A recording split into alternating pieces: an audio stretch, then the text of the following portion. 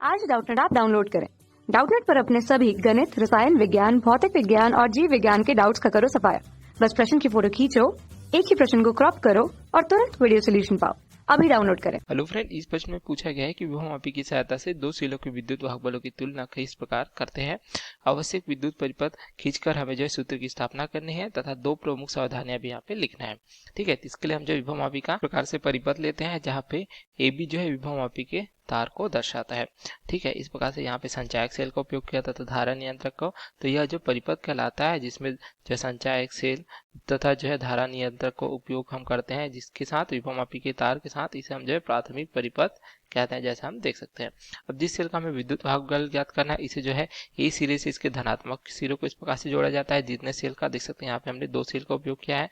ठीक है, तो इसका विद्युत वाहक बल जो है E1 है तथा दूसरे सेल का E2 है जिसका मान हमें विभवमापी की सहायता से ज्ञात करना है। तो E1 तथा E2 क्या दर्शाता है? अज्ञात विद्युत वाहक बल को दर्शाता है। यहाँ पे इसे दूसरा सिरा जो है इस प्रकार से जी क्या दर्शाता है? धारामापी को दर्शाता है। तो धारामापी की सहायता से इस प्रकार से जोड़ा जाता है तथा इसे जो है विच्छेदित करने के लिए जो E1 के लिए कुंजी 1 का तथा यहाँ पे देख सकते हैं कुंजी 2 का हम इस प्रकार से प्रयोग करते हैं। उसी प्रकार जो है यहाँ पे प्राथमिक परिपथ में भी हम कुंजी का उपयोग कर सकते हैं जहाँ पे इसे K से प्रदर्शित करते हैं।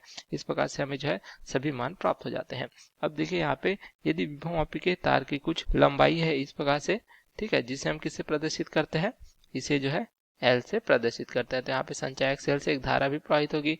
अब देखिए जो तार है तो तार का जो उच्च प्रतिरोध होता है क्योंकि यहाँ मैग्नीज या कांस्टेंशन से बना होता है, तो R प्रतिरोध के कारण इसके सिरों के बीच हमें विभव पतन भी प्राप्त होगा। तो यहाँ पे इसे V से दर्शाते हैं, विभवमापी के तार के सिरों के बीच विभव पतन को V से। ठीक है, तो यहाँ पे हमें क्या प्राप्त हो जाएगा? यहाँ पे हमें विभव प्रवणता प्राप्त हो जाएगी। ठीक है, चूंकि यहाँ पे लंबाई दिया गया है तथा उसका जो है विभवांतर पता है तो विभव प्रवणता प्राप्त हो जाएगी जो हमें क्या आता है? K के बराबर तो एकांक लंबाई का विभव पतन अर्थात V/L के बराबर इस प्रकार से प्राप्त होता है। अब देखिए जो पहले सेल है जिसका हमें विद्युत वाहक बल जो ज्ञात करना है, तो उसके लिए हम जो है कुंजी 1 को जो है चालू रखते हैं, कुंजी 2 को बंद रखते हैं। तो यहाँ पे लिखेंगे जो है K1 क्या होगा?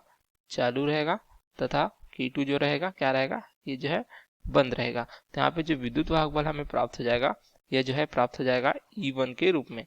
तो E1 बराबर क्या आ जाएगा?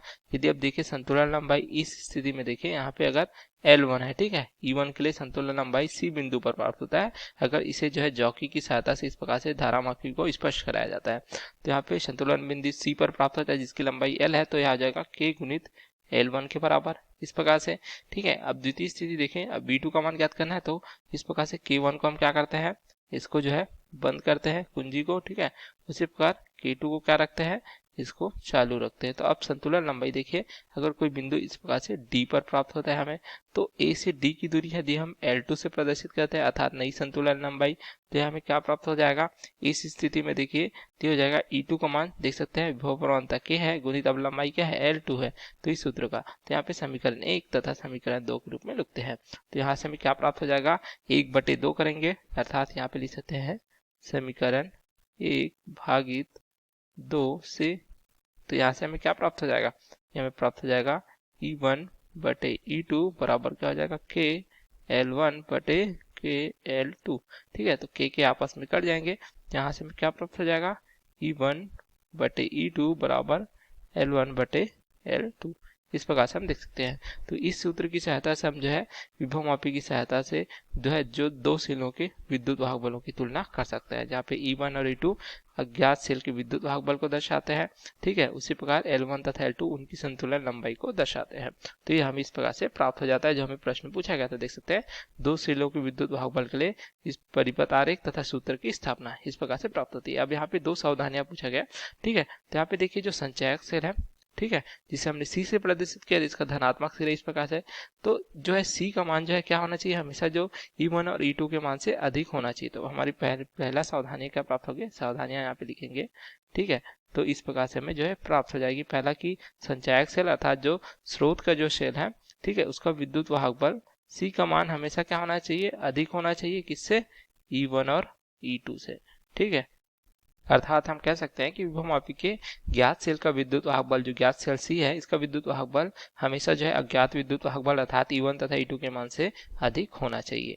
अब दूसरी सावधानी यहाँ पे देखते हैं जो हमें इस प्रकार से प्राप्त हो जाएगी। यहाँ पे देख सकते हैं जो धन सिरा है A से जुड़ा हुआ है तथा सभी के धन सिरे इस प्रकार से जुड़े हुए हैं। तो यहाँ पे दूसरी सावधानी कि हमेशा जो सेल का विद्युत वाहक बल हमें ज्ञात करना है उसके जो है धन सिरे जो है एक ही सिरे से जुड़े होने चाहिए। देख सकते हैं अगर जो है C का धन सिरा जो है A से जुड़ा है तो सभी के धन सिरे जो है इस प्रकार A से जुड़े होने चाहिए। अगर किसी का भी विपरीत होगा तो हमें विक्षेप जो है प्राप्त नहीं होगा। तो हम यहाँ पे दूसरी सावधानी लिख सकते हैं कि सभी सेलों के धन सिरे जो है एक ही बिंदु से जुड़े होने चाहिए। तो इस प्रकार हमें हमारी दोनों सावधानियां प्राप्त हो जाती जो हमें इस प्रश्न में पूछा गया था, तथा यहाँ पे सूत्र भी प्राप्त हो जाता है तथा परिपथ भी जो पूछा गया था दो सेलों के विद्युत वाहक बल ज्ञात करने के लिए, तो यह भी हमें प्राप्त हो जाता है। तो ये हमारे प्रश्न का उत्तर है। Okay, thank you.